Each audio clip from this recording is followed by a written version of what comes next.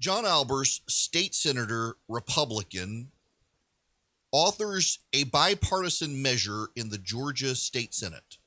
When I say bipartisan, his measure, Senate Bill 62 in the state legislature in Georgia, was met with Democratic applause. Literal, actual applause. They supported his legislation and they signed up to vote for it. The Democrats did. It required a watermark on absentee ballots to ensure that they're not copied.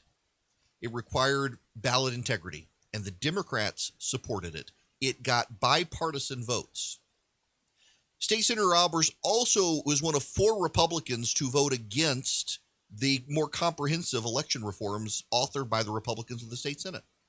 He actually opposed what the national media considered to be the Republicans going too far. And what was his reward?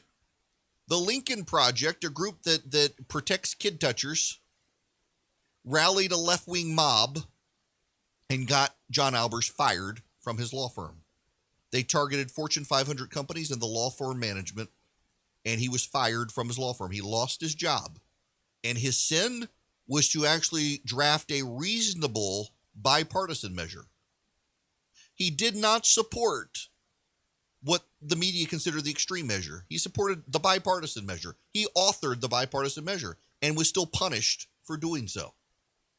He got Democratic votes and was punished for doing it. If you have someone like John Albers who authors a bipartisan measure, brings both sides together, and gets something reasonable passed that the Democrats and Republicans both support, and he's fired for doing so because a left-wing mob led by the Lincoln Project doesn't like it, all you're going to do is encourage people like me to go along with the more extreme measures, which I now think the Republicans should as payback.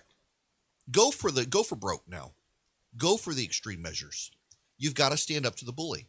And the way to stand up to the bully is to do exactly what they don't want you to do. That's what must happen now in the Georgia legislature. The Republicans must pass the massive comprehensive voting reform measure as a way to show woke mobs and the Lincoln Project bullies that they can't stop them.